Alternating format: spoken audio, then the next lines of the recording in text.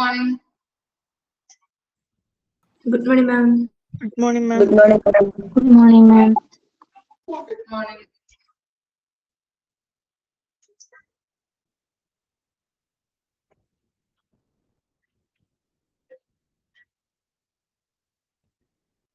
Okay, അപ്പോൾ നമ്മുടെ കഴിഞ്ഞ ക്ലാസ്സിൽ നമ്മൾ പഠിച്ചത് മാർക്കറ്റിംഗ് എന്താണ്, അതിന്റെ 4 P's ഓഫ് മാർക്കറ്റിംഗ്, 4 സ്ട്രാറ്റജീസ് പഠിച്ചു അല്ലേ? ഓർക്കുന്നുണ്ടോ? 4 P's ഓഫ് മാർക്കറ്റിംഗ് എന്തായിരുന്നു?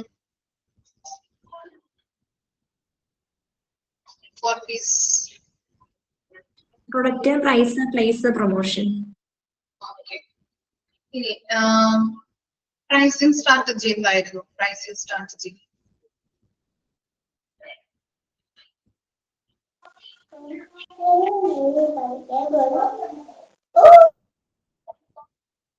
ഇത് പറഞ്ഞോ? ക്ലിയർ ആയില്ലല്ലോ.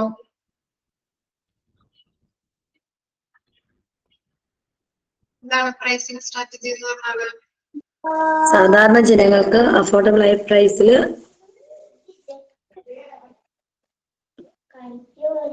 ട്രീറ്റ്മെന്റ് ചെയ്യുന്നത്. ഒരാൾക്ക് പറയാൻ പറ്റും കൃത്യമായിട്ട്?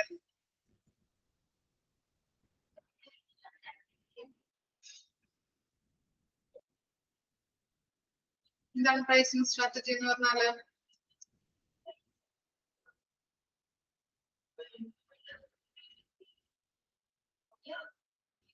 അനു തോമസ്. പ്രൊഡക്റ്റ് പ്രൈസ് സാധാരണ ജനങ്ങൾക്ക് വാങ്ങാൻ പറ്റുന്ന രീതിയിലായിരിക്കണം. അതാണ് പ്രൈസ് അല്ലെ? അപ്പൊ പ്രൊഡക്റ്റിന്റെ പ്രൈസ് സെറ്റ് ചെയ്യാൻ അത്രേ ഉള്ളൂ അല്ലെ? സാധാരണ ജനങ്ങൾക്ക് വാങ്ങിക്കാൻ പറ്റുന്ന രീതിയിലും അതുപോലെ തന്നെ മറ്റു പ്രൊഡക്റ്റുകളോട് കോമ്പറ്റീറ്റ് ചെയ്ത് നിൽക്കാൻ തരുന്ന രീതിയിലുമായിരിക്കണം നമ്മൾ പ്രൈസ് സെറ്റ് ചെയ്യേണ്ടത്. ഓക്കെ, അതുകൊണ്ട് തന്നെ പ്രൈസുകൾ സെറ്റ് ചെയ്യുമ്പോൾ നമുക്ക് എന്താണ്, സാധാരണ ജനങ്ങൾക്ക് വാങ്ങിക്കാനുള്ള രീതിയിലാകുമ്പോൾ ജനങ്ങൾക്ക് വാങ്ങിക്കാനായിട്ട് അത് നല്ലൊരു ഇതാണല്ലേ, ഓപ്പർച്യൂണിറ്റി ആണ്. അതുകൊണ്ട് തന്നെ നമുക്ക് മാക്സിമം നമ്മുടെ പ്രോഡക്റ്റുകൾ വിറ്റ് പോകാനായിട്ട്, പ്രോഫിറ്റ് കിട്ടാനായിട്ട് ഇടവരുന്നത്. ഓക്കെ, നെക്സ്റ്റ് ക്വസ്റ്റ്യൻ നോക്കാം.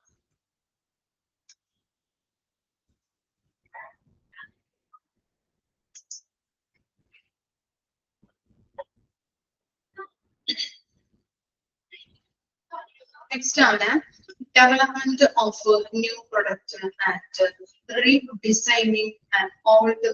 ഓക്കെ, ഒരു പുതിയൊരു പ്രൊഡക്റ്റ് നമ്മൾ ഡെവലപ്പ് ചെയ്തെടുക്കുമ്പോഴും അതുപോലെ തന്നെ ഒരു പഴയ ഒരു പ്രൊഡക്റ്റ് നമ്മൾ റീഡിസൈൻ ചെയ്തെടുക്കുമ്പോഴും കുറച്ച് സ്റ്റെപ്പുകൾ നമുക്ക് നോക്കാനുണ്ട്, പഠിക്കാനുണ്ട്. ഓക്കെ, ഇതില് റീഡിസൈൻ ഓൾഡ് വൺ നമ്മൾ എവിടെയെങ്കിലും പഠിച്ചതായിട്ട് ഓർക്കുന്നുണ്ടോ? ഒരു പുതിയ പ്രൊഡക്റ്റ് നമ്മൾ പഴയ പ്രൊഡക്റ്റ് നമ്മൾ റീഡിസൈൻ ചെയ്തെടുക്കുന്നത് എവിടെയെങ്കിലും പറഞ്ഞതായിട്ട് ഓർക്കുന്നുണ്ടോ?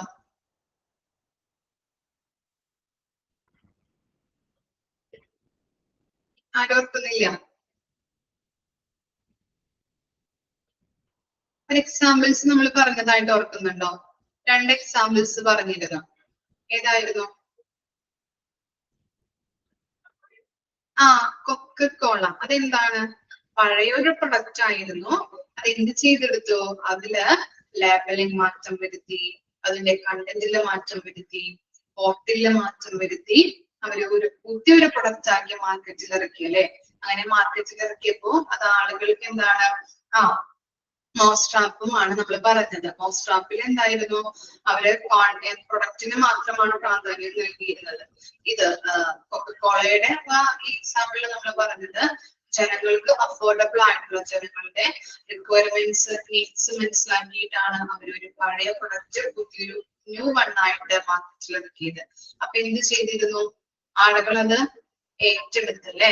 ആളുകൾ അതിൽ അട്രാക്റ്റീവായി, ആളുകൾ അതിനെ ആക്സെപ്റ്റ് ചെയ്യാനായിട്ട് തുടങ്ങി. ഓക്കെ, ഇനി ഇവിടെ പറയുന്നത് എന്താണ്? ഒരു ന്യൂ പ്രൊഡക്റ്റ് ഡെവലപ്മെന്റ് ചെയ്യുമ്പോഴും പഴയ പ്രൊഡക്റ്റ് നമ്മൾ റീഡിസൈൻ ചെയ്യുമ്പോഴും കുറച്ച് സ്റ്റെപ്പുകളിലൂടെയാണ് നമ്മൾ കടന്നു പോകുന്നത്. ഫസ്റ്റ് സ്റ്റെപ്പ് നോക്കാം. Generation of the concept of new product. Idea born in the minds of an individual or group. എന്താണ്? ഒരു പുതിയൊരു പ്രൊഡക്റ്റ് അല്ലെ? പുതിയൊരു പ്രൊഡക്റ്റിന്റെ ഒരു ഐഡിയ വരുന്നത് ചിലപ്പോ എന്തായിരിക്കാം, ചിലപ്പോ കൂട്ടത്തിൽ നമ്മൾ ഗ്രൂപ്പായിട്ട് ഇരിക്കുമ്പോ ഒരാളിൽ നിന്നായിരിക്കാം ആ ഐഡിയ ഉടലെടുക്കുന്നത്. അല്ലെങ്കിൽ എങ്ങനെയായിരിക്കാം, ഗ്രൂപ്പുകളിൽ ആളുകൾ തമ്മിൽ സംസാരിക്കുമ്പോൾ അങ്ങനെ ഒരു പ്രൊഡക്റ്റ് ഡെവലപ്പ് ചെയ്യാം എന്നുള്ള രീതിയിൽ നമുക്കൊരു ഐഡിയ ലഭിക്കുന്നുണ്ട്. മനസ്സിലായോ?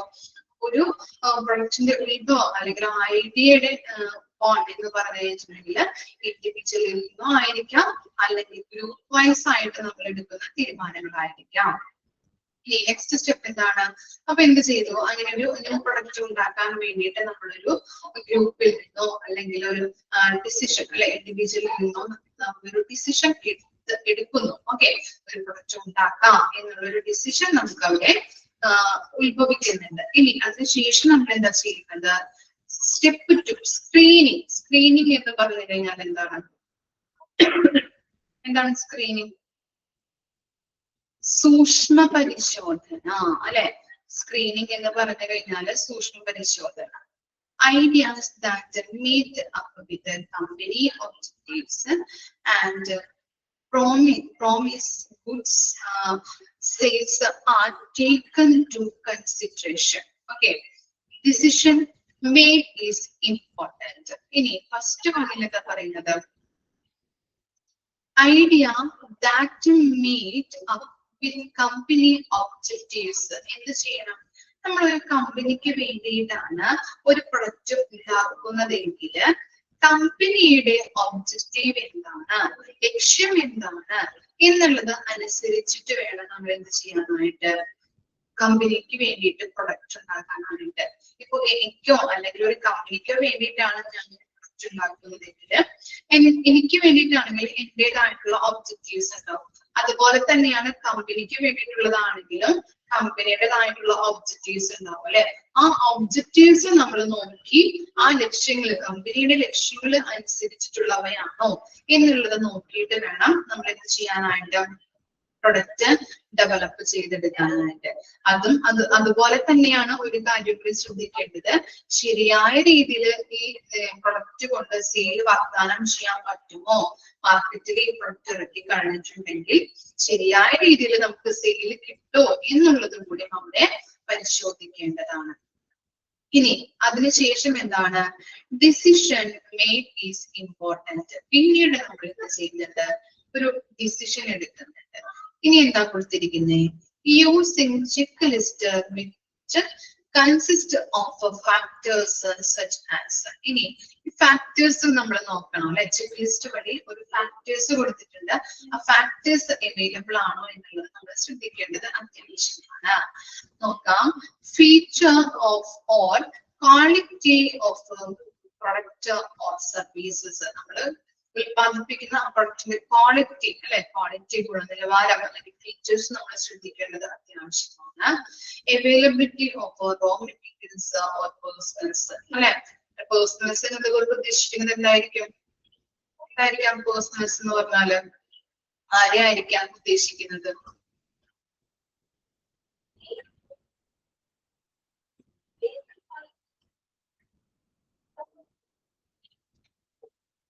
ആരെയായിരിക്കാം?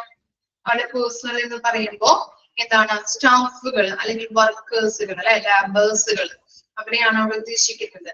അതുപോലെ തന്നെ റോ മെറ്റീരിയൽസ്. നമ്മൾ പ്രൊഡക്റ്റ് ഉണ്ടാക്കാൻ തീരുമാനിച്ചാൽ മാത്രം പോരാ, അതിന് പറ്റിയിട്ടുള്ള റോ മെറ്റീരിയൽസ് എവിടെ നിന്ന് കിട്ടും അല്ലെ? ഫുൾ ആയിട്ടുള്ള അസംസ്കൃത വസ്തുക്കള്, റോ മെറ്റീരിയൽസ് അവൈലബിൾ ആണോ എന്നുള്ളത് നമ്മൾ ശ്രദ്ധിക്കേണ്ടത് അത്യാവശ്യമാണ്. അതുപോലെ തന്നെയാണ് ലേബേഴ്സും അവിടെ അവൈലബിൾ ആയിരിക്കോ എന്നുള്ളത്. ഇനി കമ്പനീസ് ക്യാപ്പബിലിറ്റി. ക്യാപ്പബിലിറ്റി എന്താണ് ക്യാപ്പബിലിറ്റി?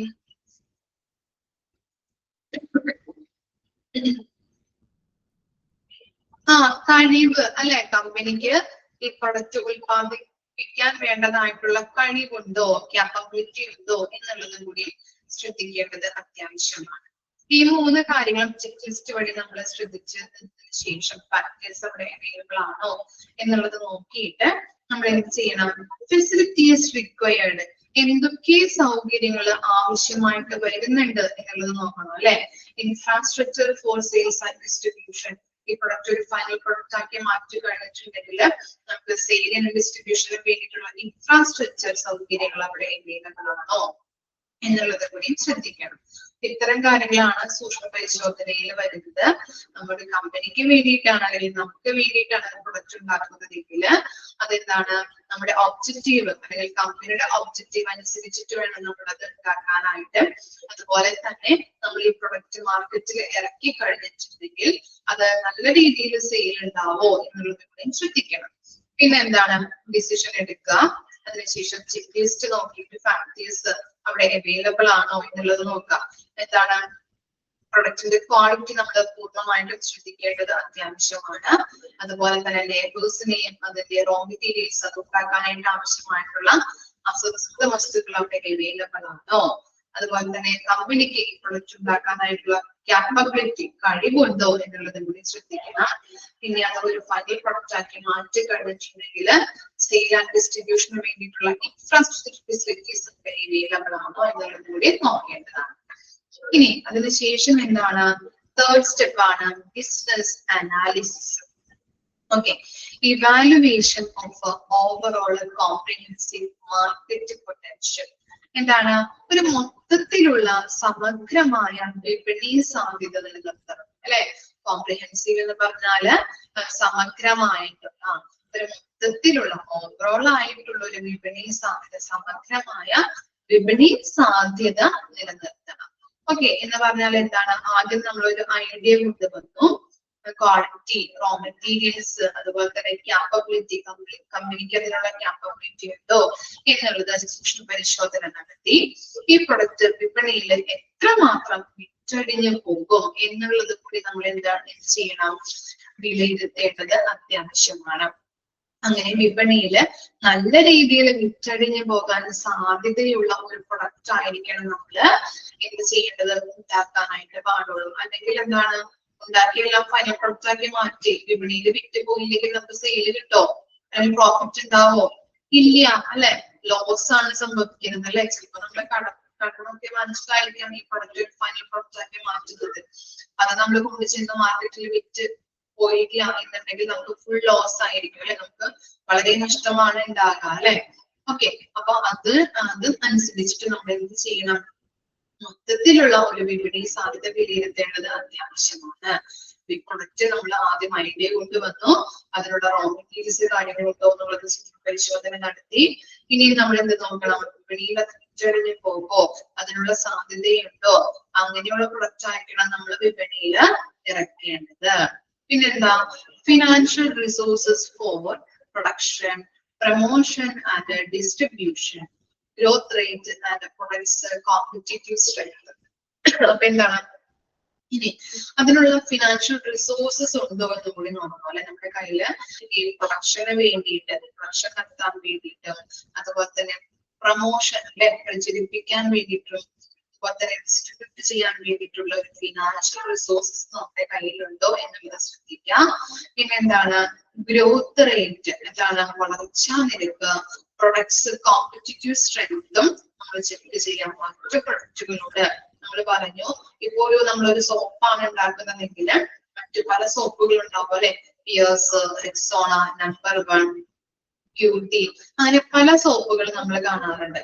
അപ്പോ നമ്മുടെ പ്രൊഡക്റ്റ് മറ്റു പ്രൊഡക്റ്റുകളോട് കോമ്പറ്റീറ്റീവ് ചെയ്ത് നിൽക്കാനായിട്ടുള്ള സ്ട്രെങ്ത് ഉണ്ടോ, അതുപോലെ തന്നെ വളർച്ചാ നിരക്ക്, ഗ്രോത്ത് റേറ്റ് നമ്മൾ ചെക്ക് ചെയ്യേണ്ടത് അത്യാവശ്യമാണ്. ഇത്തരം കാര്യങ്ങളാണ് ബിസിനസ് അനാലിസിസിൽ വരുന്നത്. ഇനി നെക്സ്റ്റ് പറയുന്നത് എന്താണ്, product development. Okay, marketing demand provides feedback of customer reaction, once packaging, branding etcetera. ഇവിടെ പറയുന്നത് ഈ എന്താണ്, കസ്റ്റമേഴ്സിന്റെ റിയാക്ഷൻ എന്ന് പറഞ്ഞാൽ എന്താണ്, പ്രതികരണം, അതുപോലെ അവരുടെ വൺസ് ആവശ്യങ്ങള്, അതുപോലെ തന്നെ എങ്ങനെ പാക്കേജിങ് ചെയ്യണം, എങ്ങനെ ബ്രാൻഡിങ് ചെയ്യണം എന്നുള്ള ഫീഡ്ബാക്ക് ആരാണ് നമുക്ക് തരുന്നത്, മാർക്കറ്റിംഗ് ഡിപ്പാർട്ട്മെന്റ് ആണ് പ്രൊവൈഡ് ചെയ്യുന്നത്. ഓക്കെ, അപ്പൊ കസ്റ്റമേഴ്സിന്റെ പ്രതികരണം, feedback of customer reaction market കസ്റ്റമേഴ്സിന്റെ പ്രതികരണം എങ്ങനെയാണ്, അവരുടെ ആവശ്യങ്ങൾ എന്തൊക്കെയാണ്, എങ്ങനെ നമ്മൾ പാക്കേജിങ് ചെയ്യണം, എങ്ങനെ ബ്രാൻഡിങ് നടത്തണം എന്നുള്ളതിന്റെ ആ ഫീഡ്ബാക്ക് തരുന്നത് മാർക്കറ്റിംഗ് ഡിപ്പാർട്ട്മെന്റ് ആണ്. Engineering department change ideas into final products. എന്ത് ചെയ്യുന്നുണ്ട്? ഈ ഐഡിയാസ് നമ്മുടെ ഫീഡ്ബാക്കുകൾ അല്ലെ മാർക്കറ്റിംഗ് ഡിപ്പാർട്ട്മെന്റ് തരുന്ന ഫീഡ്ബാക്ക് യൂസ് ചെയ്തുകൊണ്ട് നമ്മുടെ പ്രൊഡക്റ്റിനെ ഒരു ഫൈനൽ പ്രൊഡക്റ്റ് ആക്കി മാറ്റുന്നത്. അതാരാണ്? ഈ എഞ്ചിനീയറിംഗ് ഡിപ്പാർട്ട്മെന്റ് ആണ്. മാർക്കറ്റിംഗ് ഡിപ്പാർട്ട്മെന്റിന്റെ ഫീഡ്ബാക്ക് അനുസരിച്ചുകൊണ്ട് നമ്മുടെ പ്രൊഡക്റ്റിനെ ഫൈനൽ പ്രൊഡക്റ്റ് ആക്കി മാറ്റുന്നത് എഞ്ചിനീയറിംഗ് ഡിപ്പാർട്ട്മെന്റ് ആണ്. പിന്നെ എന്താണ് സ്റ്റെപ്പ് 5 പറയുന്നത്? Test marketing, consumer reactions to new product. ഈ ടെസ്റ്റ് മാർക്കറ്റിംഗ് എന്ന് പറഞ്ഞാല് നമ്മള് ഇപ്പൊ ഒരു പുതിയൊരു പ്രൊഡക്റ്റ് ഉണ്ടാക്കുമ്പോൾ ആദ്യം നമ്മൾ മാർക്കറ്റിൽ ടെസ്റ്റ് ചെയ്യും. നിങ്ങൾ കണ്ടിട്ടുണ്ടാവും, ശ്രദ്ധിച്ചിട്ടുണ്ടാവും, ഈ നമ്മളൊരു വലിയ ഷാമ്പു എടുക്കാം. നമുക്ക് ഷാമ്പുവിന്റെ 5 രൂപയുടെ 2 രൂപയുടെ അല്ലെങ്കിൽ 1 രൂപയുടെ ഒക്കെ ചെറിയ ചെറിയ പാക്കറ്റുകൾ കാണാൻ പറ്റും നമുക്ക്, ഇല്ലേ? മാർക്കറ്റിൽ പോവുകയാണെങ്കിൽ അല്ലെങ്കിൽ കടകളിലൊക്കെ നമ്മൾ തൂക്കിട്ടിരിക്കുന്നത് കാണാം അല്ലെ. ചില ആളുകള്, ചില ബ്രാൻഡുകള്, ചില അവർക്ക് ഇഷ്ടമുള്ള കാര്യങ്ങൾ, അവർക്ക് ഇഷ്ടമുള്ള ഡൗ ഉണ്ടാവും, അതുപോലെ തന്നെ ദീപ്തി അല്ലെ, അങ്ങനെയുള്ള ഷാമ്പുകൾ നമ്മൾ ദീദി ഷാമ്പു ഒക്കെ കാണാറില്ലേ? അപ്പൊ അങ്ങനെയുള്ള ചെറിയ ചെറിയ പാക്കറ്റുകൾ നമ്മൾ എടുത്ത് യൂസ് ചെയ്യാറുണ്ട്. അതാണ് ടെസ്റ്റ് മാർക്കറ്റിംഗ് എന്ന് പറയുന്നത്. അപ്പൊ ചെറിയ ചെറിയ കമ്പനീസ് എന്ത് ചെയ്യുന്നുണ്ട്? ആദ്യം ചെറിയ ചെറിയ ടെസ്റ്റിന് വേണ്ടിയിട്ട് കസ്റ്റമർ ആദ്യം ആക്സെപ്റ്റ് ചെയ്യുന്നുണ്ടോ, ആ പ്രൊഡക്റ്റ് അവർ അട്രാക്റ്റീവ് ആവുന്നുണ്ടോ എന്നുള്ളത് മനസ്സിലാക്കാൻ വേണ്ടിയിട്ട് ആദ്യം വലിയ ബോട്ടിലുകൾ നമ്മൾ ഉണ്ടാക്കാതെ ചെറിയ ചെറിയ ഒരു ഇങ്ങനെ ചെറിയ ചെറിയ പാക്കറ്റുകൾ ഉണ്ടാക്കുന്നുണ്ട്. ആ പാക്കറ്റുകൾ ഉണ്ടാക്കി മാർക്കറ്റിൽ അവര് ഇറക്കുന്നു. അതിൽ അവര് അട്രാക്റ്റീവ് ആകുകയാണെങ്കിൽ എന്താണ്? 6th സ്റ്റെപ്പിലോട്ട് പോകുന്നു. കമേഴ്സ്യലൈസേഷൻ, വാണിജ്യവൽക്കരണം. എന്താണ്? Full scale of marketing. നമ്മൾ പറഞ്ഞു ടെസ്റ്റ് മാർക്കറ്റിംഗിൽ ചെറിയ ചെറിയ ഷാമ്പൂന്റെ പാക്കറ്റുകളാണ് അവർ ഇറക്കിയതെങ്കിൽ ഇനി 6th സ്റ്റെപ്പിലോട്ട് വരുമ്പോ കസ്റ്റമേഴ്സ് അത് ആക്സെപ്റ്റ് ചെയ്തിട്ടുണ്ട് എന്നവരെ അറിഞ്ഞു തുടങ്ങി കഴിഞ്ഞിട്ടുണ്ടെങ്കിൽ ഫുൾ ബോട്ടിലാക്കി അവർ ഇത് ചെയ്യുന്നുണ്ട്, മാനുഫാക്ചർ ചെയ്യുന്നുണ്ട്. മനസ്സിലായോ? അപ്പൊ അതാണ് ടെസ്റ്റ് മാർക്കറ്റിംഗും കമേഴ്സ്യലൈസേഷനും തമ്മിലുള്ള കാര്യങ്ങൾ. ഓക്കെ, അപ്പൊ 6 സ്റ്റെപ്പുകളാണ് നമ്മൾ പറഞ്ഞത്. എന്തൊക്കെയാണ് നമ്മൾ പഠിച്ചത്? എന്താണ്? Generation of the concept of A new product, screening, business analysis, product development, test marketing, commercialisation. കാണിച്ചു നോക്കിയേ.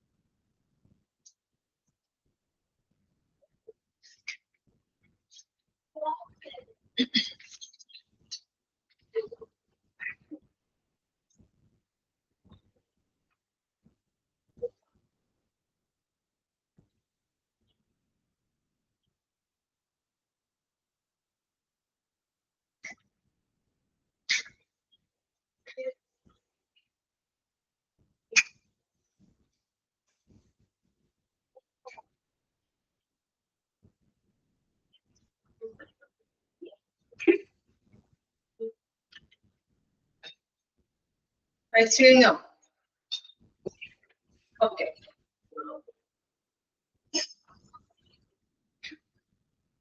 നെക്സ്റ്റ് നോക്കാം കേട്ടോ. ഈ സ്റ്റെപ്പുകൾ കൃത്യമായിട്ട് പഠിച്ചു വെക്കാം. ഓരോന്നിന്റെ ഉള്ളിൽ എന്തൊക്കെയാണെന്നുള്ളത് ഒന്ന് ഓർത്ത് വെക്കാം കേട്ടോ. ഇമ്പോർട്ടൻറ്റ് ആണ്.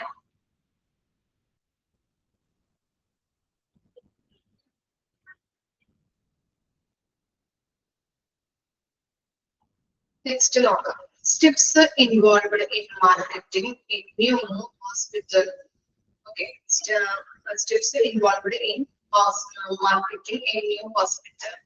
ഫസ്റ്റ് കൊടുത്തിരിക്കുന്നത് നോക്കിയേ, ഹോസ്പിറ്റൽ മാർക്കറ്റിംഗ് എന്താണ്? The hospital marketing functions has been broadly adopted as a way to learn about market, attract scientific resources, evolve appropriate services, and communicate the availability of such goods to those who may be able to buy such services. ഇവിടെ പറയുന്നത് hospital marketing എന്ന് പറഞ്ഞിട്ടുണ്ടെങ്കിൽ നമുക്ക് ഇപ്പൊ ഒരു ഹോസ്പിറ്റലിൽ പുതിയൊരു technology കൊണ്ടുവരണം, അല്ലെങ്കിൽ പുതിയൊരു സർവീസ് തുടങ്ങി, അതൊക്കെ എന്താണ് ഹോസ്പിറ്റൽ മാർക്കറ്റിംഗ് അല്ലെ. നമ്മള് ഇപ്പോ പല പല ആഡ്സുകൾ കണ്ടിട്ടുണ്ടാവും. ഇപ്പൊ അഹല്യയുടെ ആഡ്സുകൾ, കണ്ണുമായിട്ട് ബന്ധപ്പെട്ട പുതിയ ഡോക്ടേഴ്സ് വന്നിട്ടുണ്ട്, പുതിയ സർവീസ് തുടങ്ങിയിട്ടുണ്ട്, പുതിയൊരു ടെക്നോളജി ഇന്നോവേഷൻസ് ഒക്കെ വന്നെന്ന് പറഞ്ഞിട്ട് നമുക്ക് പല പല ആഡ്സുകൾ നമ്മൾ കണ്ടിട്ടുണ്ടാവും അല്ലെ. അതൊക്കെ എന്താണ് ഹോസ്പിറ്റൽ മാർക്കറ്റിംഗുമായിട്ട് ബന്ധപ്പെട്ടതാണ്. കാണാറില്ലേ നിങ്ങള് ആഡ്സുകള്, ഹോസ്പിറ്റലുമായിട്ട് ബന്ധപ്പെട്ട ആഡ്സുകള്? ഇല്ല, അത് ടി വി ഒന്നും കാണാറില്ല. ഓക്കെ, അപ്പൊ എന്താണ് അങ്ങനെയുള്ള പല പല ആഡ്സുകളാണ് ഇത് ഹോസ്പിറ്റൽ മാർക്കറ്റിംഗുമായിട്ട് ബന്ധപ്പെട്ടത്. അപ്പൊ ഹോസ്പിറ്റൽ മാർക്കറ്റിംഗിന്റെ ഫങ്ഷൻസ് ആയിട്ട് പറയുന്നത് എന്താണ്? നമ്മളൊരു പുതിയൊരു പ്രൊഡക്റ്റ് ഇപ്പോ ഹോസ്പിറ്റലിൽ പുതിയൊരു സർവീസ് കൊണ്ടുവരികയാണെങ്കിൽ ആദ്യം നമ്മൾ എന്താണ് അത് ആ മാർക്കറ്റിനെ കുറിച്ച് നമ്മൾ പഠിക്കണം. പലതരത്തിലുള്ള മാർക്കറ്റുകളുണ്ട്, അപ്പൊ അതിനെ കുറിച്ച് പഠിക്കാം. എന്ന് പറഞ്ഞിട്ടുണ്ടെങ്കിൽ ഇപ്പോ നമ്മുടെ ഹോസ്പിറ്റലിൽ ഒരു പുതിയൊരു ടെക്നോളജി വന്നു കഴിഞ്ഞാൽ മറ്റു ഹോസ്പിറ്റലിൽ അത് അവൈലബിൾ ആണോ എന്നുള്ളത്, എന്താണ് നമുക്ക് കൂടുതൽ സർവീസ് കിട്ടോ, അല്ലെങ്കിൽ പ്രോഫിറ്റ് ഉണ്ടാക്കാൻ പറ്റുമോ അതിൽ നിന്ന്, അങ്ങനെയുള്ള കാര്യങ്ങൾ നമ്മൾ അത് പഠിക്കണം. ഇനി എന്താണ് അട്രാക്ട് സഫിഷ്യന്റ് റിസോഴ്സസ്. ഹോസ്പിറ്റലിന്റെ സഫിഷ്യന്റ് റിസോഴ്സസ് എന്ന് പറഞ്ഞാൽ ആരായിരിക്കും? Attract sufficient resources. ആരെ അട്രാക്ട് ചെയ്യിപ്പിക്കണം അതിലേക്ക്? ആരെയാണ് അവിടെ സഫിഷ്യന്റ് റിസോഴ്സസ് ആയിട്ട് മെയിൻ ചെയ്യുന്നത്? യെസ്, വെരി ഗുഡ്, പേഷ്യൻസിനെയാണ് അല്ലെ. പേഷ്യന്റിനെ നമ്മൾ എന്ത് ചെയ്യാം? ഒരു പുതിയ ടെക്നോളജി വന്നിട്ടുണ്ട്, അല്ലെങ്കിൽ പുതിയ ഡോക്ടേഴ്സ് അവിടെ അവൈലബിൾ ആണ് എന്നുള്ളത് ഇത് നമ്മള് പ്രമോഷനിലൂടെ അവരെ അട്രാക്ട് ചെയ്യിപ്പിക്കാനായിട്ട് ഇടവരണം. ഈ ബോൾഡ് അപ്രോപ്രിയേറ്റ് സർവീസസ് എന്താണ് ഡെവലപ്പ് ചെയ്യാൻ, അവർക്ക് വേണ്ട ആവശ്യമായിട്ടുള്ള പുതിയ സർവീസുകൾ, ഉചിതമായിട്ടുള്ള സർവീസുകൾ ഡെവലപ്പ് ചെയ്യാം. And communicate the availability of such goods to those who be able to buy such services. അവരുമായിട്ടില്ലേ അങ്ങനെയുള്ള ഗുഡ്സ് ആൻഡ് സർവീസസുകൾ നമ്മുടെ ഹോസ്പിറ്റലിൽ അവൈലബിൾ ആണ് എന്നുള്ള കാര്യം നമ്മള് എന്താണ് അവരിലേക്ക്, താല്പര്യമുള്ളവരിലേക്ക് കമ്മ്യൂണിക്കേറ്റ് ചെയ്യാം. അതൊക്കെ എങ്ങനെയാണ്? പ്രമോഷൻ വഴി അല്ലെ, ലോഞ്ചിങ് നമ്മൾ പറഞ്ഞിട്ടുണ്ടായിരുന്നു പ്രമോഷന്റെ കാര്യങ്ങളൊക്കെ. ഓക്കെ, പ്രമോഷൻ എന്ന് പറഞ്ഞാല് കമ്പനിയും അതുപോലെ തന്നെ കസ്റ്റമേഴ്സും തമ്മിലുള്ള ലിങ്ക് ആണ്. അതുപോലെ തന്നെയാണ് ഇവിടെ ഹോസ്പിറ്റലുകളിൽ പുതിയ സർവീസ് വന്നിട്ടുണ്ട്, പുതിയ ഡോക്ടേഴ്സ് അവൈലബിൾ ആണ്, പുതിയ ടെക്നോളജി അവൈലബിൾ ആണ് എന്നുള്ള കാര്യങ്ങള് കസ്റ്റമേഴ്സ് എന്ന് പറയുന്നത് പേഷ്യൻസ് ആണ്, അവരിലേക്ക് എത്തിക്കാനായിട്ട് നോക്കാം. ഇനി എന്താണ്? 2 സ്റ്റെപ്പുകളാണ് ഹോസ്പിറ്റൽ മാർക്കറ്റിംഗിനുള്ളത്. മാർക്കറ്റ് പ്ലാനിംഗ് ഉണ്ട്, മാർക്കറ്റ് കമ്മ്യൂണിക്കേഷൻ ഉണ്ട്. ഇനി elements of marketing plan. Market പ്ലാനിന്റെ എലമെന്റ്സ് ആണ് നമുക്ക് പഠിക്കാനുള്ളത്. കൺസിസ്റ്റഡ് ആയിട്ടാണ് കൊടുത്തിരിക്കുന്നത്. ഒരു 7 എലമെന്റ്സ് ആണ് നമുക്ക് പഠിക്കാനുള്ളത്. നിങ്ങളുടെ ബുക്കില്, നിങ്ങളുടെ ടെക്സ്റ്റ് ബുക്കില് ഓരോന്നും അങ്ങനെ പോയിന്റ് വൈസ് ആയിട്ടല്ല കൊടുത്തിരിക്കുന്നത്, കറക്റ്റ് ആയിട്ടല്ല. ഇവിടെയുള്ള അങ്ങനെ എന്താ കൺസിസ്റ്റഡ് ആയിട്ടല്ലല്ലോ കൊടുത്തിരിക്കുന്നത്, കറക്റ്റ് അല്ലേ? ഫസ്റ്റ് വൺ എന്ന് പറയുന്നത് സെറ്റ് യുവർ മാർക്കറ്റിംഗ് ഗോൾ ആണ്. സെക്കൻഡ് വൺ എന്ന് പറയുന്നത് content market research. Third one analyze research. Fourth one identify a budget. Fifth one develop market strategies. Develop an implementation schedule. Seventh one, create an evaluation process. ഇത്രയും കാര്യങ്ങളാണ് seventh element of a marketing plan ആയിട്ട് പറയുന്നത് കേട്ടോ. elements പറയുന്നത്. ഇനി ഓരോന്നും നമുക്ക് explain ചെയ്ത് നോക്കാം. Set marketing goals. Okay. നമുക്ക് എന്താണ് ഒരു ഗോൾ? ഏതൊരു സ്ഥാപനത്തിനും എന്ത് വേണം? ഏതൊരു സ്ഥാപനം നമ്മൾ ഡെവലപ്പ് ചെയ്യുമ്പോ അല്ലെങ്കിൽ കൺസ്ട്രക്ട് ചെയ്യുമ്പോ അതിന് എന്തുണ്ടാവുന്നുണ്ട്? എന്തുണ്ടാവും? എന്താ ഉണ്ടാവാ? നിങ്ങളിപ്പോ ഒരു HA കോഴ്സ് തുടങ്ങി, HA കോഴ്സ് എടുത്തു, എന്തിനു വേണ്ടിയിട്ടാണ്? അതിന്റെ പുറകിൽ എന്താണ് ഉദ്ദേശം? നിങ്ങളുടെ ലക്ഷ്യം അല്ലെ? ഒരു ഗോൾ ഉണ്ടാവും അല്ലെ? കോഴ്സ് കഴിഞ്ഞിട്ട് ജോലി കിട്ടണം, നല്ലൊരു ഹോസ്പിറ്റലിൽ ജോലി വേണം അല്ലെ? എയിം അല്ലെ? അതാണ് നിങ്ങളുടെ ലക്ഷ്യം എന്ന് പറയുന്നത്. അതുപോലെ തന്നെയാണ് എന്ത്, നമ്മൾക്ക് ഒരു ഹോസ്പിറ്റൽ ആയാലും ഏതൊരു ഓർഗനൈസേഷൻ ആയാലും ബിൽഡപ്പ് ചെയ്യുമ്പോ അതിന് എന്തുണ്ടാകുന്നുണ്ട്? ഗോൾ ഉണ്ടാകുന്നുണ്ട് അല്ലെ? ആദ്യമായിട്ട് നമ്മൾ എന്ത് ചെയ്യാം? ഒരു ഹോസ്പിറ്റലിൽ ഒരു പുതിയൊരു സർവീസ് തുടങ്ങുകയാണെങ്കിൽ അതിന് പുറകെ ഒരു എന്തുണ്ടാവണം? ലക്ഷ്യം ഉണ്ടാവണം. ആദ്യമായിട്ട് നമ്മൾ സെറ്റ് മാർക്കറ്റിംഗ് ഗോൾസ് സെറ്റ് ചെയ്യണം. Set truthful and measurable aims to achieve over the next 18 to 24 months. Due to the shift change happening in the healthcare environment, we do not suggest planning specific activities more than 2 years in advance. Okay. ഇവിടെ പറയുന്നത് ആദ്യം നമ്മൾ എന്ത് ചെയ്യണം? Truthful എന്ന് പറഞ്ഞാൽ എന്താണ്? സത്യസന്ധമായ. ട്രൂത്ത്ഫുൾ മീൻസ് സത്യസന്ധമായ. അതുപോലെ തന്നെ മെഷറബിൾ നമുക്കറിയാം, അളക്കാൻ പറ്റുന്ന രീതിയിൽ അല്ലെ? അപ്പോ നമ്മൾ ആദ്യം ഗോൾ സെറ്റ് ചെയ്യേണ്ടത് എങ്ങനെയാണ്? സത്യസന്ധമായും അളക്കാൻ പറ്റുന്ന രീതിയിലുമായിരിക്കണം നമ്മള് ഈ ലക്ഷ്യം, നമ്മുടെ ഗോള് സെറ്റ് ചെയ്യേണ്ടത്. ഇപ്പൊ ഒരു ഹോസ്പിറ്റലില് ഒരു ന്യൂ സർവീസ് ഉണ്ടാകാൻ പോകുന്നു എന്നതിന്റെ ലക്ഷ്യം എന്ന് പറഞ്ഞാല് അത് 18 അല്ലെങ്കിൽ എന്താണ് ഈ 2 വർഷത്തിനുള്ളിൽ 18 to 24 months 2 വർഷത്തിനുള്ളില് നേടിയെടുക്കാൻ പറ്റിയിട്ടുള്ള ഒരു ലക്ഷ്യമായിരിക്കണം സെറ്റ് ചെയ്യേണ്ടത്. ഓക്കെ. ഒരു ഹോസ്പിറ്റലില് ഒരു സർവീസ് തുടങ്ങാൻ പോകുന്നു, അതിന്റെ പുറകിലുള്ള ലക്ഷ്യം എന്ന് പറഞ്ഞു കഴിഞ്ഞാല് 18 to 24 monthsനുള്ളിൽ, അതായത് 2 വർഷത്തിനുള്ളില് നേടിയെടുക്കാൻ പറ്റുന്ന രീതിയിലുള്ള ഒരു ലക്ഷ്യമായിരിക്കണം സെറ്റ് ചെയ്യേണ്ടത്. എന്തുകൊണ്ടാണ് അങ്ങനെ പറയുന്നത്? എന്തുകൊണ്ടായിരിക്കാം 2 വർഷത്തിനുള്ളിൽ നമ്മൾ നേടിയെടുക്കാൻ പറ്റുന്ന ഒരു ലക്ഷ്യം സെറ്റ് ചെയ്യണം എന്ന് പറയാനുള്ള കാരണം എന്തായിരിക്കാം? ഇതിലേക്ക് ചെയ്യാൻ പറ്റുമോ?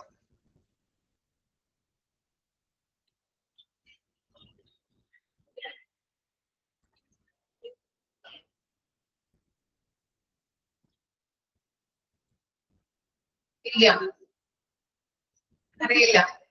എന്തുകൊണ്ടാണ് അങ്ങനെ? നമുക്കറിയാം എന്താണ് ഈ ഹോസ്പിറ്റൽ മേഖലയാണ് അല്ലെ? ഹെൽത്ത് കെയർ മേഖലയില് വളരെ എന്താണ് സിറ്റ് ചേഞ്ചസ് വരും. 2 അതിൽ കൂടുതലൊക്കെ വർഷങ്ങൾ എടുത്തു കഴിഞ്ഞിട്ടുണ്ടെങ്കിൽ എന്താണ് സിറ്റ് ചേഞ്ചസ് ആണ് ഹെൽത്ത് കെയർ മേഖലകളിൽ വരുന്നത്. അതുകൊണ്ട് തന്നെ 2 വർഷത്തിനുള്ളില് അത്രയധികം എന്താണ് ചേഞ്ചസ് വരാൻ സാധ്യതയുണ്ട്. അതുകൊണ്ട് തന്നെ കൂടുതൽ മാറ്റങ്ങൾ സംഭവിക്കാം, പുതിയ ടെക്നോളജീസ് വരാം, പുതിയ സർവീസുകൾ ഡെവലപ്പ് ചെയ്യാം. അപ്പൊ നമ്മള് എന്ത് ചെയ്യണം? 2 വർഷത്തിനുള്ളില് പ്രാബല്യത്തിൽ വരാൻ തക്ക രീതിയിലുള്ള ഗോളായിരിക്കണം സെറ്റ് ചെയ്യേണ്ടത്. മനസ്സിലായോ? ഹെൽത്ത് കെയർ മേഖലയിൽ കൂടുതൽ അഡ്വാൻസ് രീതിയിലോട്ട് മാറിക്കഴിഞ്ഞു. അതുകൊണ്ട് തന്നെ നമ്മൾ എപ്പോഴും ഒരു സർവീസോ അല്ലെങ്കിൽ ടെക്നോളജിയോ ആരംഭിക്കാൻ പോകുന്നു, അതിന്റെ ലക്ഷ്യം എന്ന് പറഞ്ഞു കഴിഞ്ഞിട്ടുണ്ടെങ്കിൽ 2 വർഷത്തിനുള്ളില് നേടിയെടുക്കാൻ തക്ക രീതിയിലുള്ള സർവീസ് ആയിരിക്കണം അല്ലെങ്കിൽ ലക്ഷ്യമായിരിക്കണം നമ്മൾ സെറ്റ് ചെയ്യുന്നത്. ഒരു എക്സാമ്പിൾ നോക്കിയേ. എക്സാമ്പിൾ അവിടെ കൊടുത്തിട്ടുണ്ട്. Expand the number of new patients seen in the practice by 5% within the first 6 months and 10% by the end of the first year. അപ്പൊ എന്താ പറയുന്നത്? ആദ്യം എന്താണ് ഈ ഫസ്റ്റ് നമ്മള് ലക്ഷ്യം നമ്മൾ പറഞ്ഞിട്ടുണ്ടായിരുന്നു 24 മന്തിനുള്ളിൽ അല്ലെ? 2 വർഷത്തിനുള്ളിൽ നേടിയെടുക്കാൻ തക്ക രീതിയിലുള്ള ലക്ഷ്യമായിരിക്കണം സെറ്റ് ചെയ്യുന്നത്. അതായത് ആദ്യത്തെ 6 മാസത്തിനുള്ളില് 5% പേഷ്യൻസ് അവിടെ ഉണ്ടാകും. ഓക്കെ, ഇനി 10 മന്ത് ആകുമ്പോൾ 10 എന്താണ് ഈ ലാസ്റ്റ് ഫസ്റ്റ് ഇയറിന്റെ ലാസ്റ്റ് ഫസ്റ്റ് ഇയർ ആകുമ്പോ 10% ആയിട്ട് പേഷ്യൻസ് വർദ്ധിച്ചു വരണം. ഇനി നോക്കിയേ 24 മന്ത്സ് ആവുമ്പോ 30% ജനങ്ങള് വർദ്ധിച്ചു വരണം. മനസ്സിലായോ? അപ്പോഴാണ് എന്താണ് ഇങ്ങനെയുള്ള നല്ല രീതിയിലുള്ള സർവീസ് കൊടുക്കുന്നത് കൊണ്ട് തന്നെ പൊതുജനങ്ങള് ആ ഹോസ്പിറ്റലിലേക്ക് വരാൻ തുടങ്ങും അല്ലെ. അപ്പൊ ആദ്യത്തെ 6 മന്ത് 5% പേഷ്യൻസ് ഉണ്ടാകണം. അതിന്റെ ലാസ്റ്റ് ഇയർ ഓഫ് ഫസ്റ്റ് മന്തില് 10% ആകും. പിന്നെ 24 മന്ത് ആകുമ്പോൾ 2 വർഷം ആകുമ്പോൾ എന്താണ് 10 എന്നുള്ളത് കൂടും അല്ലെ. 30%ലേക്ക് ജനങ്ങൾ വർദ്ധിച്ചു വരണമെന്നാ പറയുന്നത്.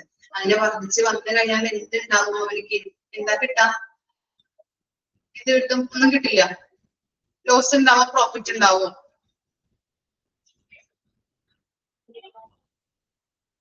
എന്തുണ്ടാവാ? ലോസ് ആണോ പ്രോഫിറ്റ് ആണോ? പേഷ്യൻസ് വർദ്ധിച്ച് വരികയാണെങ്കിൽ കിട്ടുന്നത് പ്രോഫിറ്റ് ആണ് അല്ലെ. കൺസെപ്റ്റ് മനസ്സിലായോ? അപ്പൊ എന്താണ് ഹോസ്പിറ്റലില് നമ്മള് ഒരു ലക്ഷ്യം, ഒരു സർവീസ് പുതിയതായിട്ട് ആരംഭിക്കാൻ തുടങ്ങുകയാണെങ്കിൽ അത് 2 വർഷത്തിനുള്ളിൽ നമ്മൾ സെറ്റ് ചെയ്തിരിക്കണം. ഓക്കെ, അങ്ങനെ നമ്മൾ എന്താണ് 2 വർഷത്തിനുള്ളിൽ സെറ്റ് ചെയ്യുമ്പോൾ ആദ്യത്തെ 6 മന്ത് എന്താണ് 5% ജനങ്ങൾ ഉണ്ടായിരിക്കണം. അറ്റ് ദ ഇയർ ഓഫ് എന്താണ് first at the end of the first ഇയറിൽ വരുന്നത് 10% ആയിരിക്കും. പിന്നെ 2 വർഷം ആകുമ്പോഴത്തേനും എത്ര പെർസെന്റേജ് വർദ്ധിക്കണം എന്നാ പറയുന്നത്? 30% ജനങ്ങള് വർദ്ധിക്കണം. ക്ലിയർ ആയോ? എന്താ ഈ സെറ്റ് മാർക്കറ്റിംഗ് കോഴ്സ് ഒക്കെ ആണോ? വായിച്ചു നോക്കിയേ, എക്സാമ്പിൾ ഒന്ന് വായിച്ചു നോക്കൂ, ക്ലിയർ ആവും നിങ്ങൾക്ക്. വായിച്ചു നോക്കാട്ടോ എക്സാമ്പിള്. അതുപോലെ തന്നെ എലമെന്റ്സ്, മാർക്കറ്റിംഗ്, ഹോസ്പിറ്റൽ മാർക്കറ്റിംഗ് എന്താണ്, അതിന്റെ സ്റ്റെപ്പുകള്, എലമെന്റ്സ് ഓഫ് മാർക്കറ്റിംഗ് പ്ലാനൊക്കെ ഒന്ന് ജസ്റ്റ് ഒന്ന് വായിച്ചു നോക്കാട്ടോ.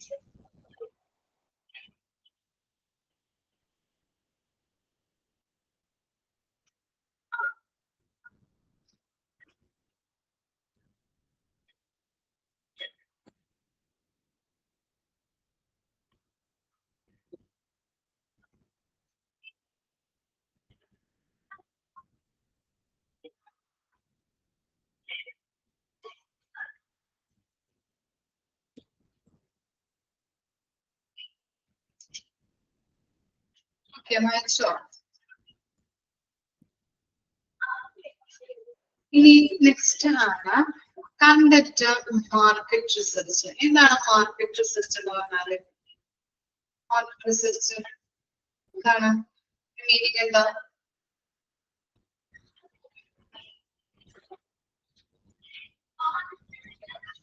മീനിങ് എന്താണ് മാർക്കറ്റ് റിസർച്ച് എന്ന് പറഞ്ഞാല്?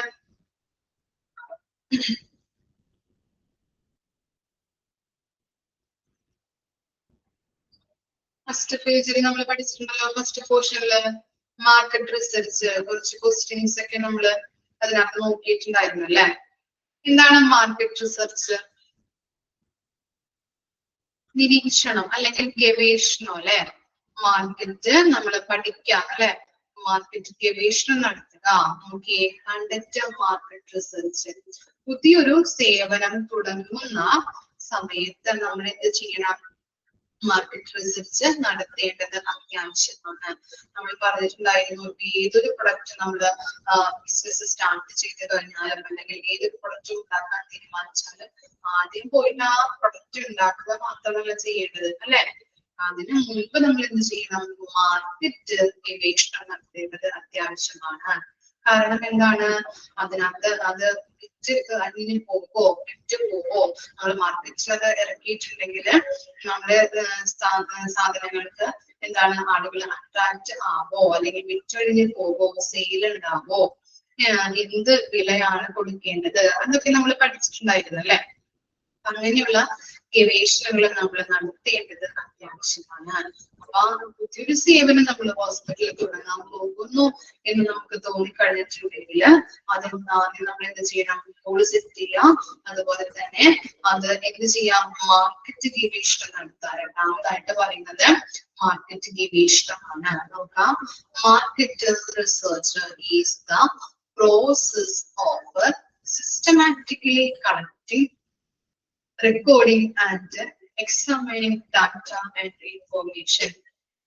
ഒന്ന് അണ്ടർലൈൻ ചെയ്ത് വെക്കാം കേട്ടോ. മാർക്കറ്റ് റിസർച്ച് എന്ന് പറഞ്ഞാൽ എന്താണ്? ഈസി പ്രോസസ് ആണ്, അല്ലെ. Systematically collecting, recording and examining data and information. പേഷ്യൻസിന്റെ കയ്യിൽ നിന്ന് ഡാറ്റകൾ നമ്മൾ കളക്ട് ചെയ്യുന്നു അല്ലെ. സിസ്റ്റമാറ്റിക്കലി കളക്ട് ചെയ്യുന്നു, അത് റെക്കോർഡ് ചെയ്യുന്നു, എന്നിട്ട് എന്ത് ചെയ്യുന്നുണ്ട്? എക്സാമിനിങ് നടത്തി നല്ലൊരു റിസൾട്ടിലേക്ക് എത്തുന്നു. അതിനെയാണ് നമ്മള് മാർക്കറ്റ് റിസർച്ച് എന്ന് പറയുന്നത്. Okay, market research is the process of systematically collecting, recording and examining data and information. പേഷ്യൻസിന്റെ കയ്യിൽ നിന്ന് ഡാറ്റകൾ കളക്ട് ചെയ്യുന്നു, റെക്കോർഡ് ചെയ്യുന്നു, വിലയിരുത്തുന്നു, എക്സാമിനിങ് നടത്തുന്നു, അതിനുശേഷം ഒരു റിസൾട്ടിലേക്ക് നമ്മൾ എത്തുന്നു. About customers, competitors and market. ഇനി നമ്മൾ എന്ത് ചെയ്യണം? ഈ നമ്മുടെ കസ്റ്റമേഴ്സിനെ കുറിച്ചും അതുപോലെ തന്നെ നമ്മളുടെ കോമ്പറ്റീറ്റർ ആരാണ്, അതുപോലെ തന്നെ മാർക്കറ്റിനെ കുറിച്ച് നമ്മൾ ഈ മൂന്നിനെയും കുറിച്ച് മനസ്സിലാക്കേണ്ടത് അത്യാവശ്യമാണ്.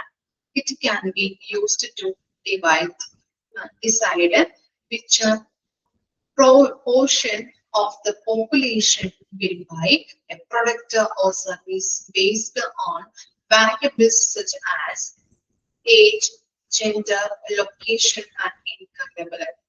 നമ്മള് ഇപ്പൊ ഒരു മാർക്കറ്റിൽ ഒരു പ്രൊഡക്റ്റ് ഇറക്കി കഴിയുമ്പോ അല്ലെങ്കിൽ ഇറക്കാൻ പോകുന്നതിന് മുൻപ് നമ്മൾ റിസർച്ച് കണ്ടക്ട് ചെയ്യുമ്പോൾ നമ്മുടെ എന്താണ് ഒരു പോപ്പുലേഷൻ അല്ലെങ്കിൽ ജനങ്ങളെ നമ്മൾ വിലയിരുത്തേണ്ടത് അത്യാവശ്യമാണ് അല്ലെ. നമ്മളൊരു ഒരു സെഗ്മെന്റിനെ കുറിച്ച് നമ്മൾ പഠിച്ചിട്ടുണ്ടായിരുന്നു അല്ലെ. നമ്മളിപ്പോ ഒരു ഫേസ് ക്രീം ആണ് ഉണ്ടാക്കാൻ പോകുന്നതെങ്കിൽ നമ്മൾ ആരെ മുൻനിർത്തി കണ്ടുകൊണ്ടാണ് ആ പ്രൊഡക്റ്റ് ഉണ്ടാക്കാൻ പോകുന്നത്? ലേഡീസിനെ ആയിരിക്കും അല്ലെ. കൂടുതലായിട്ടും ലേഡീസ് ആണ് യൂസ് ചെയ്യുന്നത്. അതുപോലെ തന്നെയാണ് ഇപ്പൊ ഒരു പാരസെറ്റമോളിന്റെ സിറപ്പ് ആണെങ്കിൽ കുഞ്ഞു കുട്ടികൾ കിഡ്സിനെയാണ് മുന്നിൽ കണ്ടുകൊണ്ട് നമ്മളത് ഇറക്കാൻ പോകുന്നത്. അപ്പൊ നമ്മുടെ ഏജ് ഗ്രൂപ്പ് നമ്മൾ നോക്കാം, അതുപോലെ ജെൻഡർ നോക്കാം, അതുപോലെ ലൊക്കേഷൻ, അവരുടെ ഇൻകം ലെവല് അല്ലെ.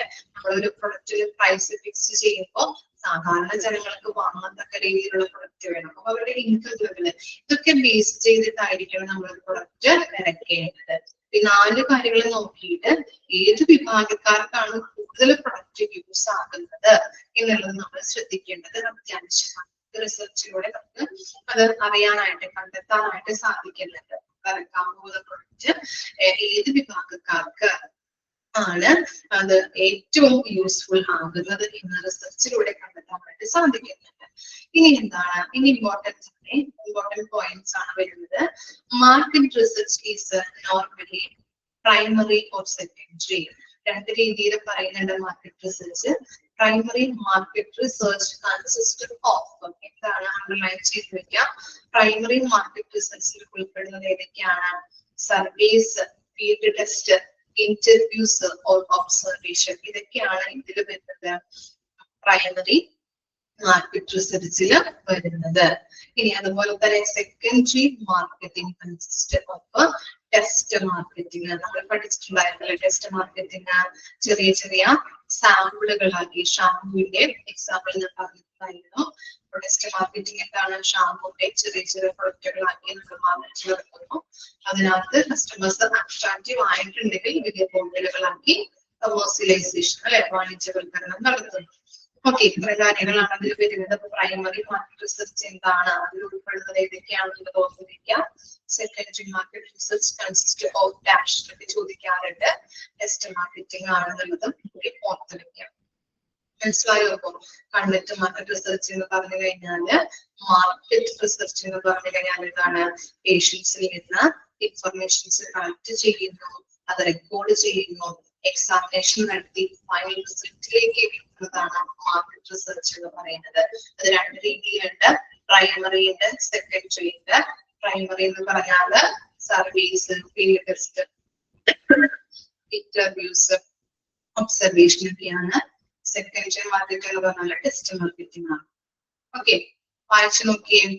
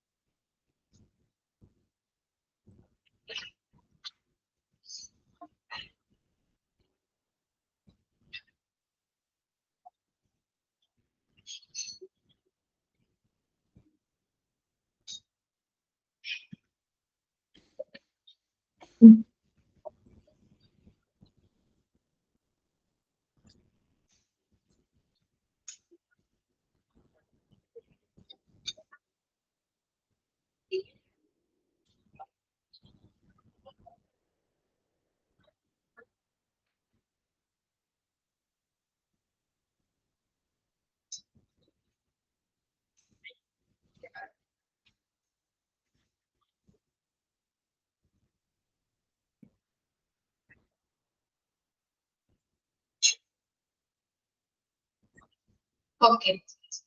ഇനി നെക്സ്റ്റ് നോക്കാം. Analyze the research. Examining the raw data, we gather and prefer it into meaningful findings that will be the basis for deciding which marketing strategies make the most sense and will get the best result of your practice. എന്താണ് ഈ market റിസർച്ചിൽ നിന്നും നമ്മൾ കണ്ടെത്തിയിട്ടുള്ള എല്ലാ informations നമ്മൾ എക്സാമൈൻ ചെയ്യുന്നു. പലർക്കും പല അഭിപ്രായമായിരിക്കും, അല്ലെ? പല പേഷ്യൻസിന് പല അഭിപ്രായമായിരിക്കാം. അപ്പൊ എന്താണ് നമുക്കായാലും നമ്മൾ പറയുന്ന അഭിപ്രായമായിരിക്കില്ല മറ്റുള്ളവരുടെ. അപ്പൊ എന്താണ് പലർക്കും പല അഭിപ്രായമായിരിക്കാം. അതെല്ലാം മാനിച്ചുകൊണ്ട് നമ്മൾ എന്ത് ചെയ്യുന്നുണ്ട്? ഒരു ടോട്ടൽ ആയിട്ടുള്ള ഒരു ഫൈൻഡിങ്സിലേക്ക്, ഒരു കണ്ടെത്തലിലേക്ക് എത്തുന്നു. ഓക്കെ, ടോട്ടൽ ഫൈൻഡിങ്സിലേക്ക് നമ്മൾ എത്തി. അപ്പോ അങ്ങനെ ഫൈൻഡിങ്സ് നമ്മൾ യൂസ് ചെയ്തുകൊണ്ട് നമ്മൾ എന്താണ് ഏത് സ്ട്രാറ്റജീസ് ഉപയോഗിച്ചാലാണ് മാർക്കറ്റില് നമ്മുടെ എന്താണ് ടെക്നോളജി അല്ലെങ്കിൽ നമ്മൾ ഇറക്കാൻ പോകുന്ന പ്രൊഡക്റ്റ്. ഇപ്പൊ ഹോസ്പിറ്റലിന്റെ കാര്യത്തിലാണെങ്കിൽ നമ്മൾ ഏതെങ്കിലും സർവീസ് നമ്മൾ ഇൻട്രൊഡ്യൂസ് ചെയ്യുകയാണെങ്കിൽ അത് ഏത് സ്ട്രാറ്റജീസ് ഉപയോഗിച്ചുകൊണ്ടാണ് മാർക്കറ്റിൽ അത് സക്സസ് ആകുന്നത് എന്നുള്ളത് നമ്മൾ ശ്രദ്ധിക്കേണ്ടത് അത്യാവശ്യമാണ്. 4 സ്ട്രാറ്റജീസ് നമ്മൾ പഠിച്ചിട്ടുണ്ടായിരുന്നു. ഏതൊക്കെയാണ്? പ്രൊഡക്റ്റ്, ഡിസ്ട്രിബ്യൂഷൻ, അതുപോലെ തന്നെ എന്താണ് പ്രമോഷൻ, പ്രൈസിങ്. അപ്പൊ ഇങ്ങനെയുള്ള ഈ 4 സ്ട്രാറ്റജീസ് ഏത് സ്ട്രാറ്റജി ഉപയോഗിച്ചാലാണ് അത് സക്സസ്ഫുൾ ആകുന്നത് എന്നുള്ളത് ശ്രദ്ധിക്കണം. പിന്നെ എന്താ, the researcher will identify the requirements and needs of your current and potential patients and will help you explain the target audience.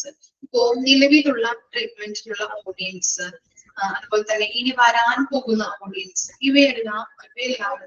എല്ലാവരുടെയും ആവശ്യങ്ങൾ മനസ്സിലാക്കിക്കൊണ്ട് ടാർഗറ്റ് ഓഡിയൻസ് ഏതാണ്, അല്ലെങ്കിൽ എന്താണ് സെഗ്മെന്റ് ഗ്രൂപ്പ് ഏതാണെന്നുള്ളത് ഐഡന്റിഫൈ ചെയ്യാനായിട്ട് സാധിക്കുന്നുണ്ട്.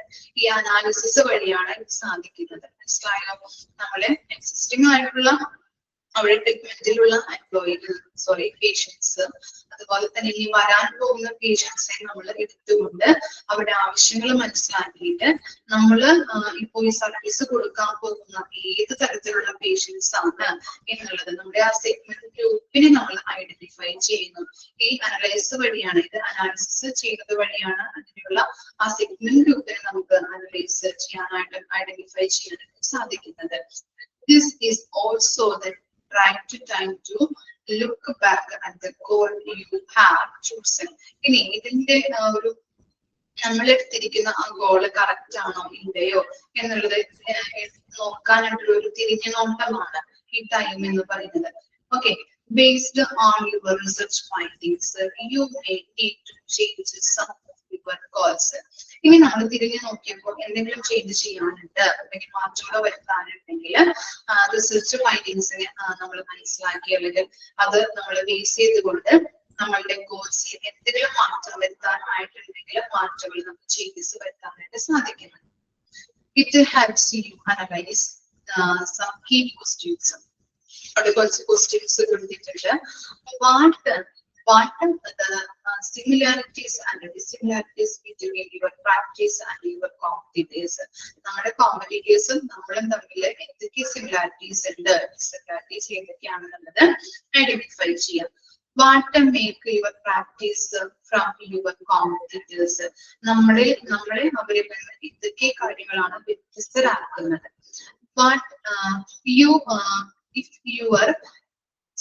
Is your location more desirable than your competitors? എന്താണ് നമ്മുടെ കോമ്പറ്റീറ്റേഴ്സിന്റെക്കാളും നമ്മൾ ഉയർന്നാണോ നിൽക്കുന്നത് എന്നത്?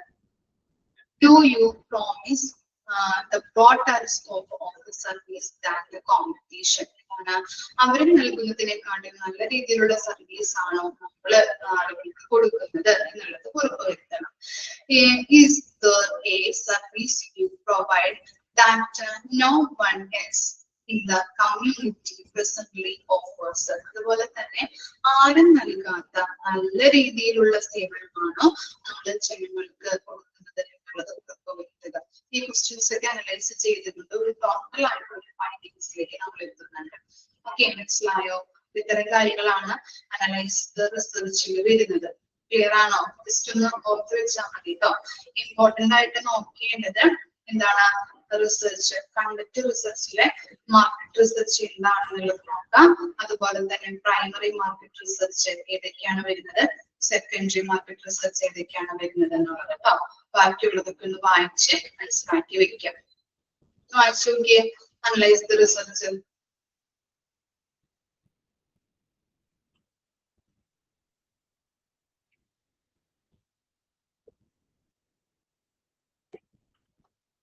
ഇത്രയും വരെ മിസ് എടുക്കുന്നുള്ളൂ. ബാക്കി പോർഷൻസ് നെക്സ്റ്റ് ക്ലാസ്സിൽ വെക്കാം.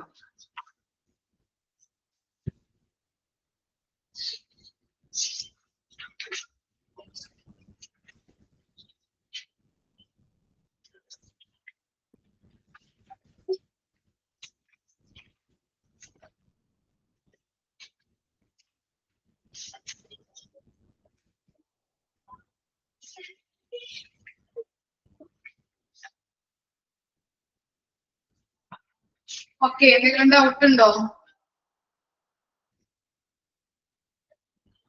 ഓക്കെ ആണോ?